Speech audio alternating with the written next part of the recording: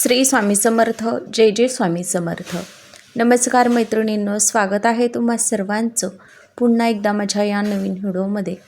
तर 2026 मकर संक्रांत आणि एकादशी एकत्र आल्यामुळं बऱ्याच जणांचा मनामध्ये प्रश्न उभे राहिलेले आहेत की या दिवशी आपण काय करावं, काय करू नये, वाण द्यावा का, ओसा घ्यावा का, हळदी कुंकू करावं का, त्यासोबतच या दिवशी उपवास कसा करायचा. दरवर्षीप्रमाणे आपण संक्रांतीचा उपवास करत असतो, तर तो उपवास कसा करायचा. मग एकादशीचं व्रत करणाऱ्यांनी हे दोन्ही उपवास एकत्र कसे करायचे, त्यासोबतच देवांना कोणता नैवेद्य दाखवायचा.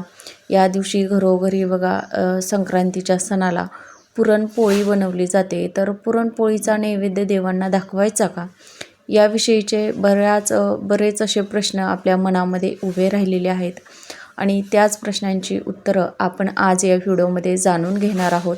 याविषयीची संपूर्ण माहिती आपण या व्हिडिओमध्ये पाहणार आहोत, त्यामुळे तुम्ही हा व्हिडिओ कुठेही स्किप न करता शेवटपर्यंत नक्की पहा, म्हणजे तुम्हाला याविषयीची संपूर्ण माहिती मिळून जाईल.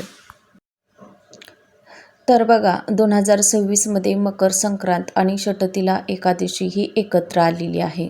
तर यंदा म्हणजेच 2026मध्ये 14 जानेवारीला बुधवारी मकर संक्रांतीचा जो सण आहे तर तो साजरा केला जाणार आहे, हे आपणा सर्वांनाच माहिती आहे. त्यासोबतच बघा या दिवशी एकादशी आल्यामुळं या एकादशीचं उपवाससुद्धा या दिवशी आपण करत असतो. त्यासोबतच बघा आपण सुवासिनी महिला आपल्या पतीला दीर्घायुष्य मिळावं यासाठी संक्रांतीचं व्रत आहे तर ते सुद्धा करत असतो. तर हे दोन्ही योग एकत्र जुळून आले आहेत, त्यामुळं अतिशय शुभ योग या दिवशी तयार झालेला आहे. तर यंदा सूर्याचं धनुराशीतून मकर राशीमध्ये संक्रमण हे बुधवारी 14 जानेवारीला दुपारी बघा 3:06 होत आहे. 3:06 सूर्य धनुराशीतून मकर राशीमध्ये प्रवेश करत आहे आणि याच संक्रमाच्या योगावरती मकर संक्रांत हा जो सण आहे तर तो साजरा केला जात असतो. तर बघा या दिवशी आपल्याला म्हणजेच एकादशी आहे, तर एकादशी असल्यामुळं आपल्याला भगवान श्रीहरी विष्णूची जी सेवा आहे तर ती देखील करायचीच आहे. नेहमीप्रमाणे आपल्याला त्यांची पूजा मांडणी करायची आहे, पूजा करायची आहे, त्यांची विधिवत सेवा करायची आहे. पिवळ्या रंगाची वस्त्र, पिवळ्या रंगाची मिठाई, फुलं आपण त्यांना अर्पण करायचे आहेत. आता षटतिला या शब्दामध्येच तीळ हा शब्द लपलेला आहे. तीळ बघा, तिळाला एकादशीला सुद्धा या महत्त्व आहे आणि मकर संक्रांतीच्या सणाला सुद्धा तिळाला महत्त्व आहे. म्हणून बघा या दिवशी आपण आवर्जून तिळाचं जे दान आहे तर ते करू शकतो. त्यासोबतच बघा या दिवशी कोणती दानं करायची आहेत, म्हणजे दानं काय द्यावीत किंवा दान काय द्यावं. तर याच्यामध्ये बघा नवीन वस्त्र, गाईला घास, तिळपात्र, सोने, घोडा या पद्धतीची जी दानं आहेत तर ती आपण आपल्या कुवतीप्रमाणे करत असतो. तर तीसुद्धा नेहमीप्रमाणेच आपल्याला या दिवशी करायची आहेत. त्याप्रमाणे बघा वानवसा करावा का, तर हो या दिवशी आपण वानवसा हा करायचा आहे. फक्त याची जी शुभ वेळ आहे तर ती बुधवारी 14 जानेवारीला दुपारी 3:06 ते सायंकाळी 6:20 असणार आहे. या वेळेमध्ये आपण वानवसा करू शकतो किंवा हळदी कुंकूसुद्धा करू शकतो. आता बघा या दिवशी पिवळ्या रंगाचं वस्त्र वर्ज्य आहे, मग हळद आपण लावायची का, तर बघा हळदी कुंकाला या सणाला खूप महत्त्व असतं आणि देवीनं ज्या रंगाची वस्त्र घातलेलं आहे तर त्या रंगाचं वस्त्र जे आहे तर ते आपण चुकूनही घालायचं नसतं.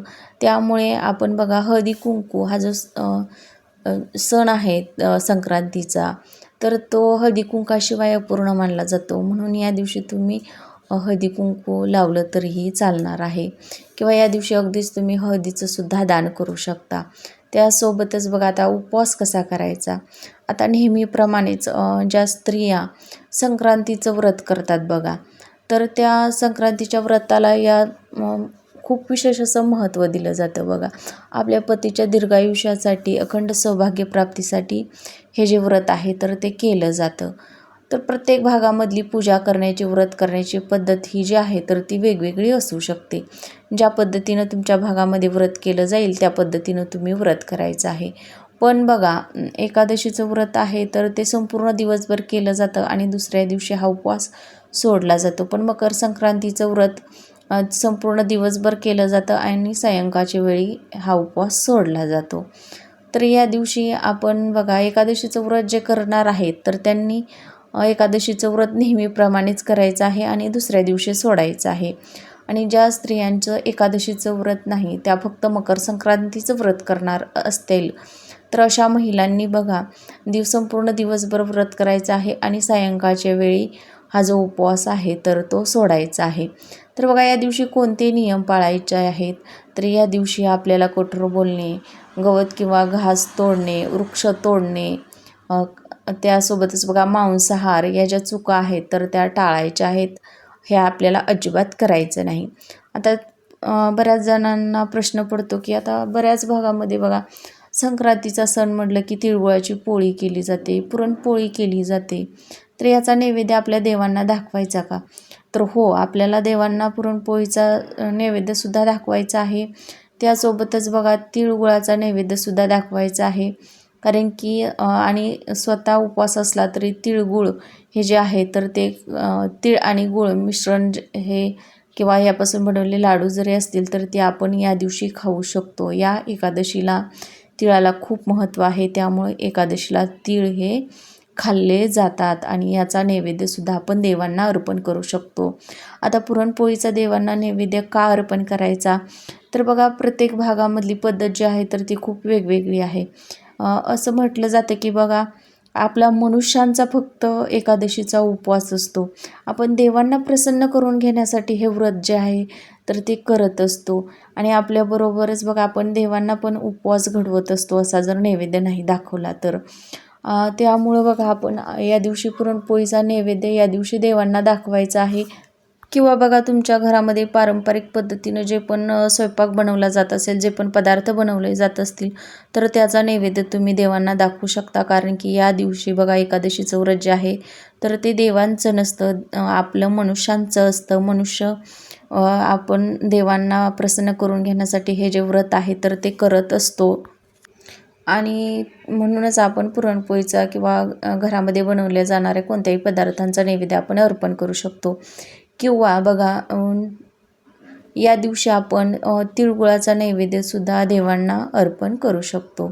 तर अशा पद्धतीनं हे जे नियम आहेत तर ते पाळून यंदा मकर संक्रांतीचा सण जो आहे तर तो आपण साजरा करायचा आहे. तर बघा, बऱ्याच जणांना वाटते या दिवशी हळदी कुंकू करावं का, तर हो, या दिवशी आपण हळदी कुंकू हे जे आहे तर ते आवर्जून करायचं आहे. तर आजची माहिती आवडल्यास व्हिडिओला लाईक करा, शेअर करा आणि चॅनलवर नवीन आला असाल तर प्लीज चॅनलला सबस्क्राईब करा.